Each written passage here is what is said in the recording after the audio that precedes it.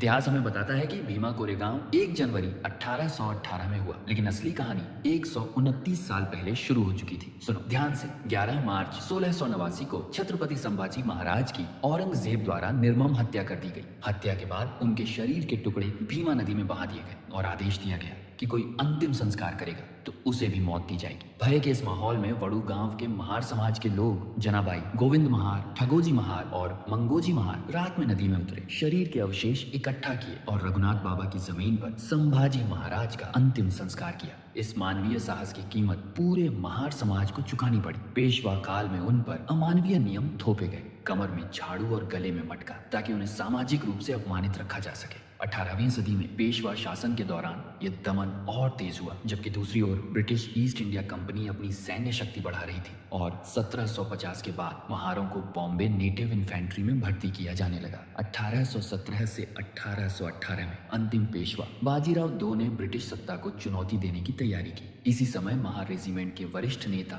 सिद्धनाथ महार ने पेशवा से स्पष्ट सवाल किया कि यदि महार सैनिक पेशवाओं की ओर से लड़े तो उनके समाज की स्थिति क्या होगी, जिस पर बाजीराव II ने साफ कह दिया कि पेशवाई में अछूतों के लिए कोई स्थान नहीं है। यहीं से महारों के लिए यह संघर्ष सत्ता का नहीं, आत्मसम्मान का युद्ध बन गया। 1 जनवरी 1818 को भीमा कोरेगांव में बॉम्बे नेटिव इन्फेंट्री के लगभग 500 महार सैनिक ब्रिटिश अधिकारी कैप्टन फ्रांसिस टॉन्टन के नेतृत्व में पेशवा बाजीराव II की लगभग 28,000 सैनिकों की सेना के सामने डटे। भारी संख्या और घुड़सवार सेना के बावजूद महार सैनिक एक दिन और एक रात तक लड़े। गोला बारूद समाप्त होने के बाद भी तलवार और ढाल से पीछे हटने से इनकार किया और अंततः पेशवा सेना को पीछे हटना पड़ा। यह मनुवादी पेशवाई सत्ता की निर्णायक नैतिक हार थी। इसी ऐतिहासिक विजय की स्मृति में 1821 में ब्रिटिश सरकार द्वारा भीमा कोरेगांव में विजय स्तंभ का निर्माण कराया गया, जो मुख्यतः महार समुदाय के उन वीर सैनिकों के साहस और बलिदान को स्मरण करता है और इसे दलित शौर्य की सार्वजनिक घोषणा के रूप में स्थापित करने के लिए 1 जनवरी 1927 को डॉक्टर भीमराव अंबेडकर शौर्य दिवस के अवसर पर अपने अनुयायियों और दलित पूर्व सैनिकों के साथ भीमा कोरेगांव के विजय स्तंभ पर पहुंचे, क्योंकि उनके लिए यह ब्रिटिश जीत का उत्सव नहीं बल्कि महार सैनिकों के आत्मसम्मान, प्रतिरोध और इंसान होने के अधिकार की ऐतिहासिक पुष्टि थी। इतिहास तभी जिंदा रहता है जब उसे लोग आगे ले जाते हैं, इसलिए शेयर कीजिए।